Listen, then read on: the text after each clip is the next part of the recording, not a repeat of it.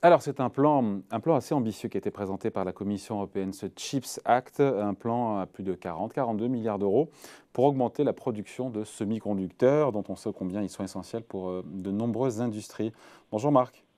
Bonjour David. Marc Vigneault, journaliste au Point. Alors, c'était mardi, on arrive avec un petit peu de retard, mais il faut rappeler quand même que ces puces électroniques, c'est important. On les retrouve quasiment partout, les smartphones, les éoliennes, les PC, et j'en oublie, les avions, les machines à laver, les panneaux solaires. Il y en a partout. Et comme dit Thierry Breton, le commissaire européen marché intérieur, sans semi-conducteurs, pas de transition écologique, pas de transition numérique. Voilà, il a raison. Il a raison. Bah oui, comme vous le disiez, les puces, c'est essentiel. C'est caché dans tous les produits qu'on utilise tous les jours, les smartphones, les téléviseurs, les voitures, les avions, etc., etc. Alors, il y a plusieurs tailles de puces, hein, et donc plus elles sont petites, plus elles sont innovantes et plus elles sont en pointe.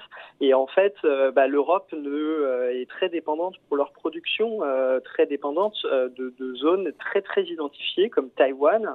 Et donc, on voit bien que s'il y a un problème géopolitique avec la Chine un jour, on peut se retrouver du jour au lendemain sans puce électronique, et donc ça pourrait être catastrophique pour l'économie européenne, d'autant que l'autre producteur, ce sont les États-Unis, en fait, qui se mettent dans la course, et donc on veut accroître l'autonomie stratégique de l'Europe par ce plan. C'est aussi un des effets de la crise, Marc, crise sanitaire, et cette pénurie de semi-conducteurs qui ont fait prendre conscience au pouvoir public français, mais aussi européen, de cette dépendance extrême. 80%, on est dépendant à hauteur de 80% des puces sur l'Asie et 60% à Taïwan. Donc on se dit que s'il y a un problème avec la Chine, indirectement avec Taïwan, effectivement, nos usines seraient bien dans l'embarras.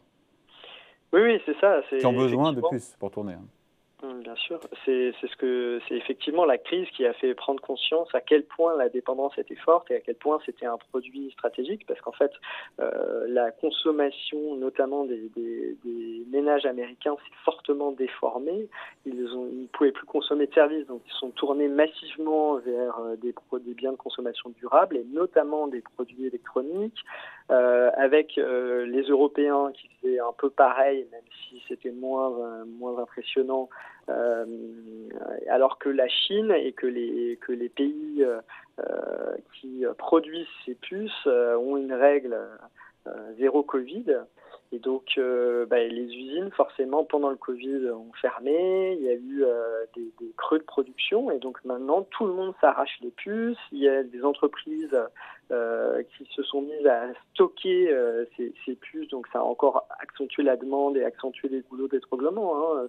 Il y a un banquier à qui j'ai parlé. Et, il me racontait qu'il stockait des petites puces pour les cartes bleues et qu'il fallait être sûr d'en avoir assez pour pouvoir renouveler les cartes bleues des clients.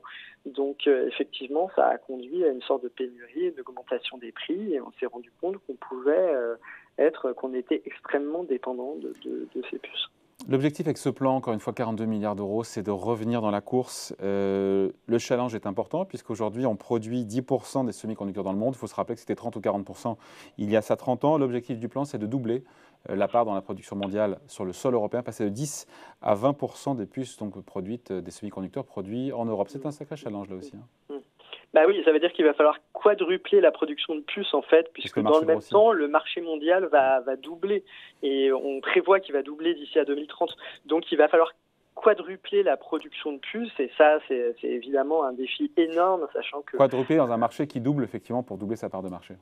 C'est ça. Voilà, et donc c'est un défi énorme parce que en fait nous ne sommes pas producteurs de puces, pas beaucoup en tout cas pour l'instant. Ce qu'on disait, on est très dépendant, et surtout les clients des puces, l'essentiel des clients, ce ne sont plus des clients européens.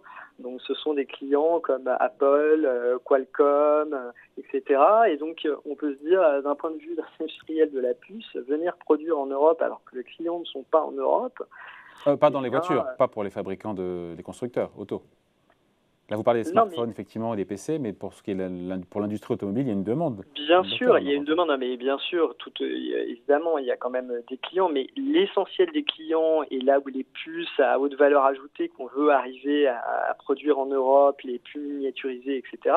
L'essentiel des clients ne se trouve pas en Europe, donc c'est un double défi, non seulement d'accroître la production, mais en plus pour un marché qui n'est pas essentiellement en Europe, parce qu'il y a des producteurs automobiles partout, et effectivement, on produit des voitures en Europe, et il y a plein d'autres marchés qui sont bien présents en Europe, mais en volume.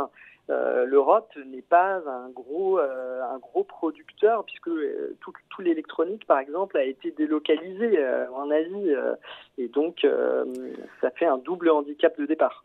Sachant que les Américains, de leur côté, ont présenté un plan aussi, leur Chips Act à leur façon, un plan à 45 milliards d'euros, je crois qu'on est au-delà de 50 et quelques en dollars, pour développer localement aussi la production donc, de puces sur le territoire américain.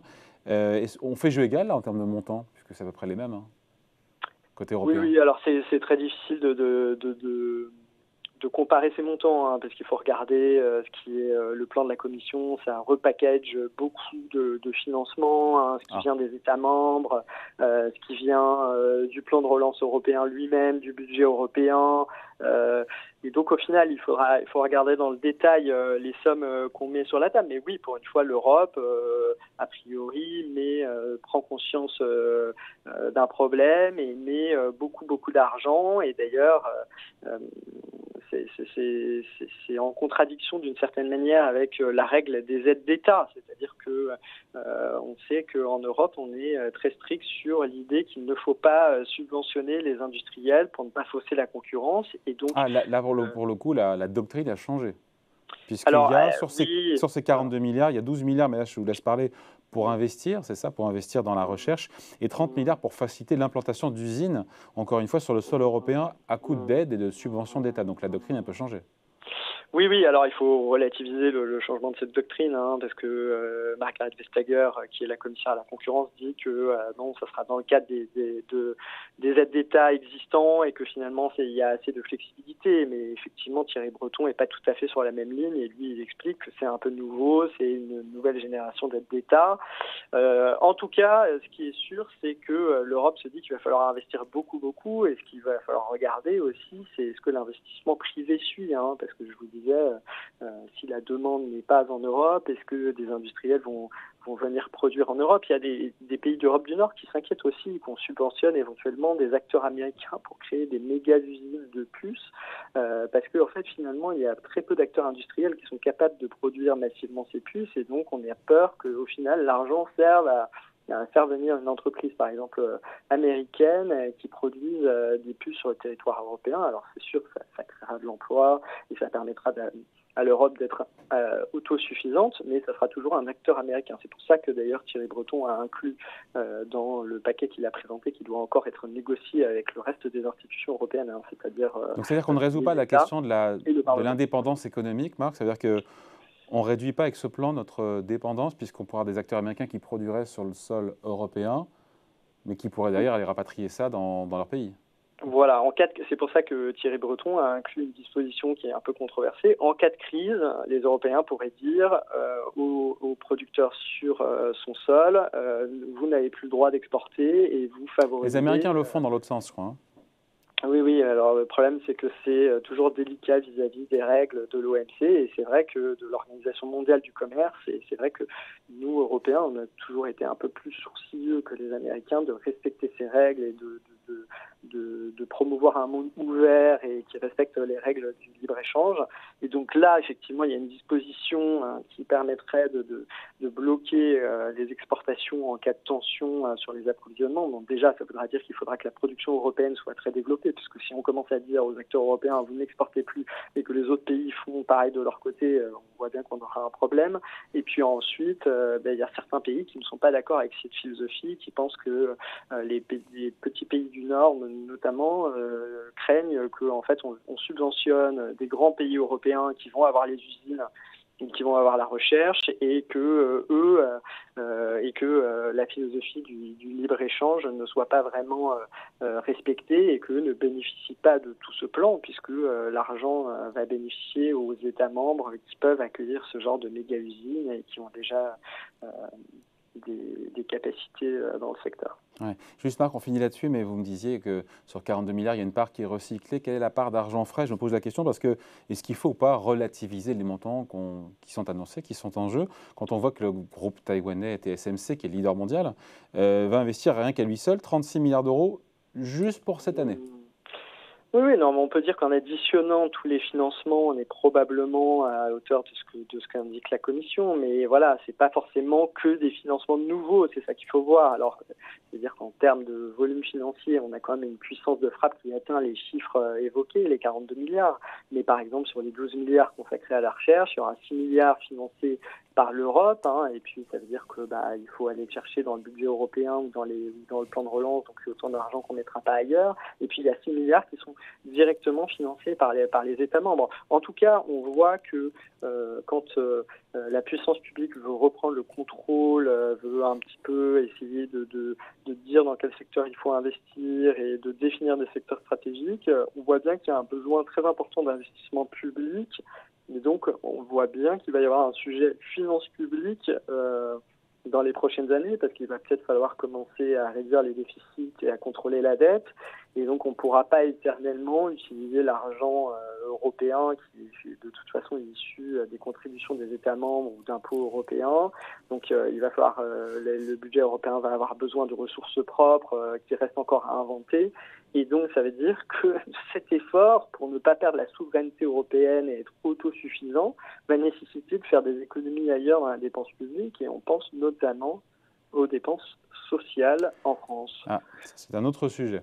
Ça veut dire que si on veut dans la être campagne souverain, mais présidentielle. c'est très lié, parce que si on veut être souverain et pouvoir investir suffisamment dans l'innovation, il faut qu'on change le calibrage un peu de nos dépenses. Ça veut peut-être dire pouvoir investir publiquement de façon massive sur les puces. Ça veut dire peut-être aussi travailler plus longtemps tout au long de la vie pour faire rentrer des cotisations et financer le modèle social. Et on va en parler je pense juste qu'il après. faut pas tellement saucissonner les sujets et que cet investissement est à relier à ce qu'on peut faire par ailleurs en termes de dépenses sociales. On va en parler dans quelques instants avec l'économiste Patrick Artus. On va regarder juste la couverture.